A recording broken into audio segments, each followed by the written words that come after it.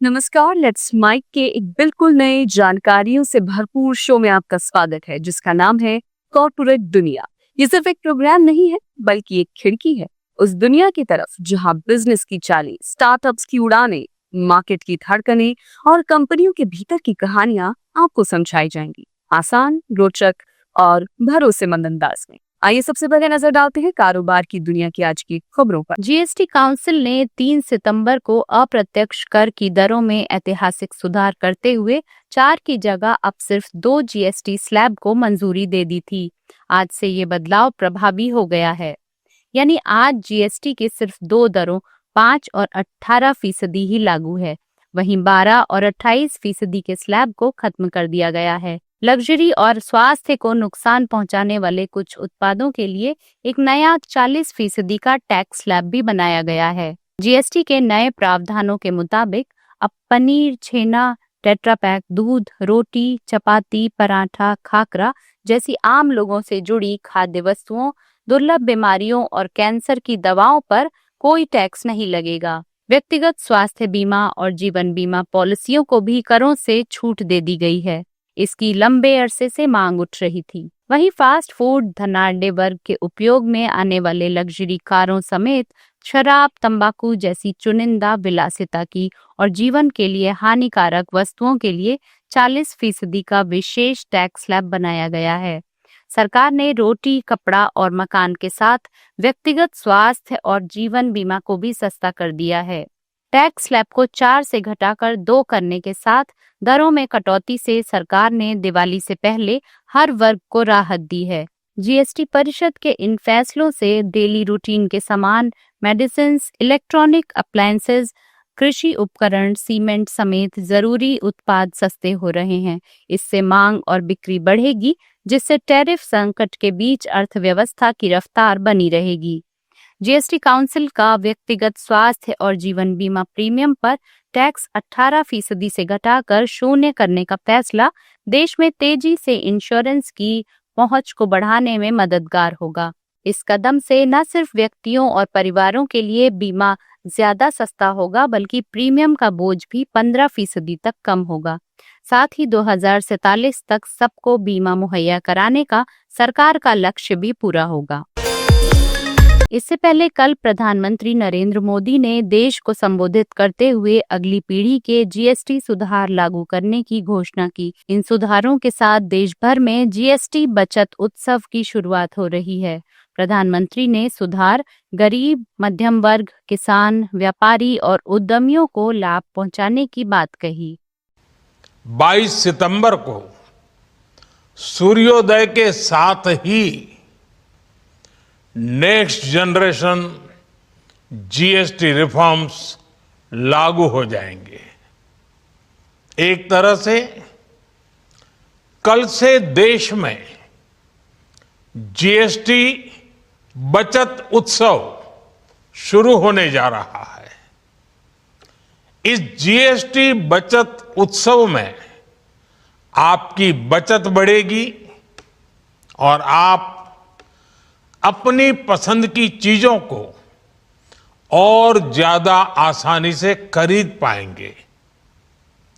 हमारे देश के गरीब, मध्यम वर्गीय लोग, न्यू मिडिल क्लास, युवा, किसान, महिलाएं, दुकानदार, व्यापारी, उद्यमी सभी को ये बचत उत्सव का बहुत फायदा होगा। यानी त्योहारों के इस मौसम में सबका मुंह मीठा होगा। देश के हर परिवार की खुशियां बढ़ेगी। जीएसटी की नई दरें प्रभावी होने से रोजमर्रा के सैकड़ों सामान सस्ते हो गए हैं। सरकार ने जीएसटी सुधारों की दिशा में बड़ा कदम उठाते हुए देश की 125 करोड़ की आबादी को बड़ी राहत दी है। खास बात है कि सरकार ने खेती, किसानों से जुड़े सामानों पर भी टैक्स की दरों को कम किया है।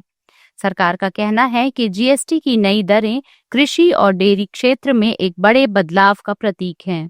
जीएसटी सुधारों का प्रभाव छोटे और मध्यम किसानों पर व्यापक रूप से दिखाई देगा, क्योंकि कृषि मशीनरी और सौर ऊर्जा से चलने वाले उपकरणों पर कम जीएसटी से खेती की लागत कम होगी और किसानों का मुनाफा बढ़ेगा।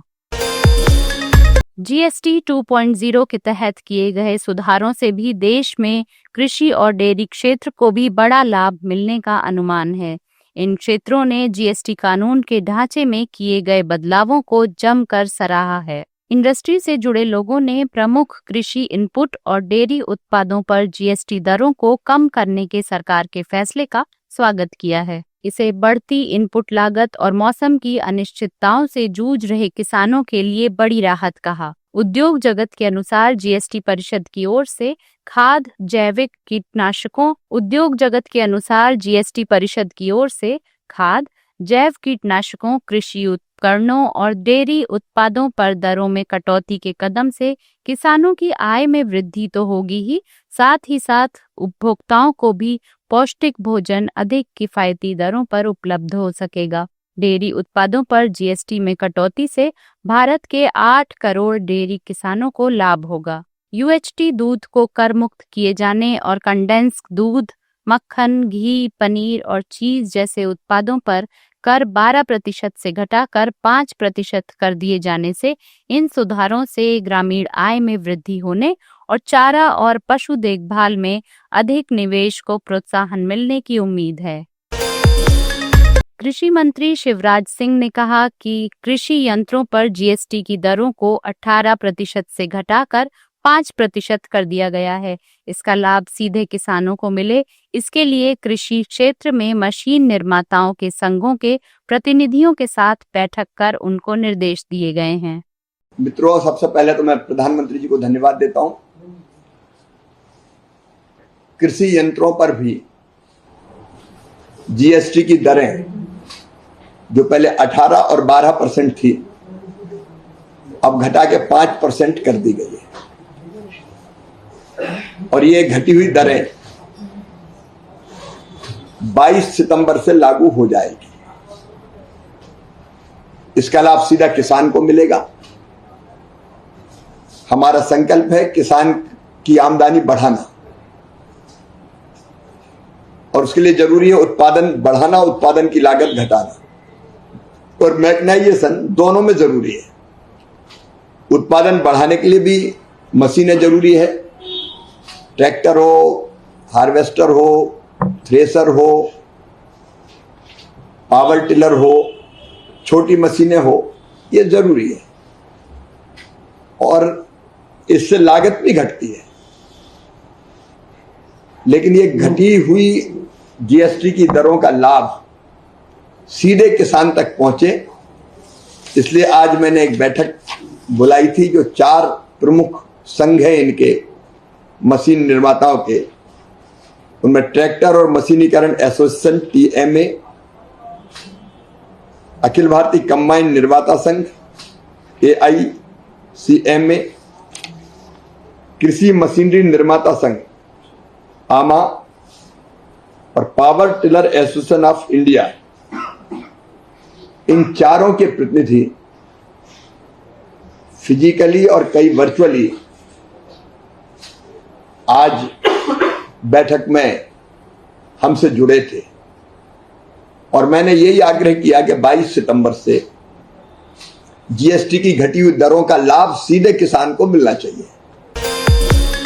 जीएसटी 2.0 में कटौती से रसोई में इस्तेमाल हो रहे सामान से लेकर इलेक्ट्रॉनिक्स, दवाइयां और उपकरणों से लेकर वाहन तक लगभग 375 वस्तुएं सस्ती हो गई हैं।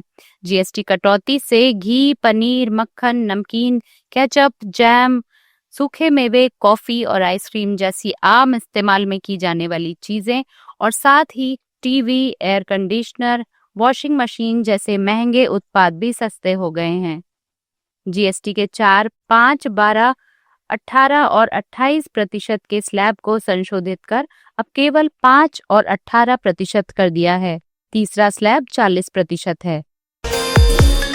जीएसटी दरों में कटौती लागू होने के बाद इस वित्त वर्ष में भारतीय कंपनियों के राजस्व में 6 से 7% बढ़त का अनुमान है। इस कटौती का उपभोग पर सकारात्मक प्रभाव पड़ेगा, जो कॉर्पोरेट राजस्व का 15% हिस्सा है। क्रिसिल ने अपनी रिपोर्ट में बताया कि जीएसटी दरों में कटौती उपयुक्त समय पर की गई है, क्योंकि वैश्विक अनिश्चितताएं जारी हैं। साथ ही ये भारत में त्योहारों और शादियों के मौसम से मेल खाता है, जब उपभोग सालाना आधार पर अपने चरम पर होता है। रिपोर्ट के अनुसार ग्रामीण भारत लगातार 6 तिमाहियों से एफएमसीजी विकास को गति दे रहा है और जीएसटी कटौती प्राइस सेंसिटिव मार्केट में मांग को और मजबूत करेगा। वहीं दूसरी ओर शहरी खपत में सुधार करने में भी मदद करेगा। तमिलनाडु के मुख्यमंत्री एम.के. स्टालिन ने चेन्नई मेट्रोपॉलिटन वाटर सप्लाई और सीवरेज बोर्ड की एक नई mobile app Chennai Kudineer launch की घोषणा की है। ये ऐप नागरिकों को पानी की आपूर्ति और सीवेज से संबंधित शिकायतें दर्ज कराने में सुविधा प्रदान करेगी। ऐप के माध्यम से फोटो और लोकेशन जोड़कर शिकायत दर्ज की जा सकेगी। சென்னை குடிநீர் வாரியம் பொதுமக்களின் குறைகள் மற்றும் புகார்களை விரைவாக தீர்க்க சென்னை குடிநீர் செயலி என்ற புதிய மொபைல் செயலியினை வடிவமைத்து இன்று மக்களின் பயன்பாட்டிற்காக கொண்டுவரப்பட்டுள்ளது. நவீன தொழில்நுட்பங்களை பயன்படுத்தி மக்கள் தங்களது அன்றாட புகார்கள் மற்றும் திட்டப் பணிகளின் செயலாக்கங்கள் பற்றிய புகார்களை சென்னை குடிநீர் செயலி மூலம் புகைப்படங்களுடன் கூடிய பதிவு செய்யும் வசதியுடன் உருவாக்கப்பட்டுள்ளது. மேலும் புகார் பதிவு செய்த நபருக்கு உடனடியாக உறுதிப்படுத்தல் குறுஞ்செய்தியும் அனுப்பப்படும். புகார்தாரரின் குறை முழுவதுமாக சரி செய்யப்பட்ட பின்னர் கண்காணிப்பு மற்றும் கட்டுப்பாட்டு அறையிலிருந்து சம்பந்தப்பட்டவர்களுக்கு நேரடியாக தொடர்பு கொண்டு புகாருக்கான தீர்வு திருப்திகரமாக இருக்கிறதா என்று உறுதி செய்யப்படும். उत्तर प्रदेश इलेक्ट्रॉनिक्स मैन्युफैक्चरिंग के क्षेत्र में एक नए केंद्र के रूप में तेजी से उभर रहा है। मुख्यमंत्री योगी आदित्यनाथ ने हाल ही में एक घोषणा की है कि देश में बनने वाले 60 से 65% मोबाइल फोन और इलेक्ट्रॉनिक कंपोनेंट्स अब उत्तर प्रदेश में निर्मित हो रहे हैं। ये उपलब्धि राज्य की औद्योगिक प्रगति का प्रतीक है। आज उत्तर प्रदेश 16 एयरपोर्ट संचालित कर रहा है और देश का सबसे बड़ा एयरपोर्ट इस वर्ष के अंत में यानी अक्टूबर के अंत में हम लोग उत्तर प्रदेश के अंदर ही उसका लोकार्पण आदरणीय प्रधानमंत्री जी के कर कमलों से करने जा रहे हैं। यह भी उत्तर प्रदेश के अंदर बनने जा रहा है, जेवर में नोएडा इंटरनेशनल एयरपोर्ट, देश का सबसे बड़ा एयरपोर्ट। ये केवल पैसेंजर ही नहीं ढोएगा, पैसेंजर के साथ साथ कार्गो का, लॉजिस्टिक का एक हब बनेगा, बहुत बड़ा केंद्र बनने जा रहा है। देश का पहला एमआरओ एयरक्राफ्ट रिपेयर, मेंटेनेंस और ओवरऑलिंग की सुविधा हम वहां पर उसके लिए देने जा रहे हैं। ये सभी प्रकार की सुविधाओं से युक्त आज यह सभी इंफ्रास्ट्रक्चर भी। ग्लोबल ब्रोकरेज फर्म जेफरीज के अनुसार अगले 12 महीनों में म्यूचुअल फंड और एसआईपी की निरंतर भागीदारी के चलते भारत में इक्विटी में 50 से 70 अरब डॉलर का नया निवेश होने की उम्मीद है। फर्म ने कहा कि विदेशी निवेशकों की स्थिति कई वर्षों के निचले स्तर पर होने के बावजूद भारत वैश्विक बाजारों में सबसे मजबूत संरचनात्मक विकास की कहानी बना हुआ है। रिपोर्ट में यह भी बताया गया कि आर्थिक विकास में तेजी आने के साथ ही 2026 में भारत में एक नई तेजी देखने को मिल सकती है। रिपोर्ट में हाल ही में सरकार द्वारा उठाए गए कदमों की ओर इशारा किया, जिसमें जीएसटी रेट कट भी शामिल है, जिससे खपत और लिक्विडिटी में वृद्धि की उम्मीद है। ब्रोकरेज ने कहा कि भारत का स्मॉल और मिड कैप क्षेत्र उच्च मूल्यांकन के बावजूद लार्ज कैप कंपनियों की तुलना में अधिक आय वृद्धि की संभावना दिखा रहा है। आप सुन रहे थे let's mic more than radio. Follow कीजिए हमें हमारे सोशल मीडिया प्लेटफॉर्म्स पर। It's time for news. It's time for more than radio. Presenting the first radio news app, Let's Mic. Let's Mic, a news-based app on your phone where you get to watch and listen news, talk shows, interviews, radio show podcasts. On Let's Mic, you get all relevant information of TV, print, radio, podcast, and digital. Let's Mic talks about every segment of life.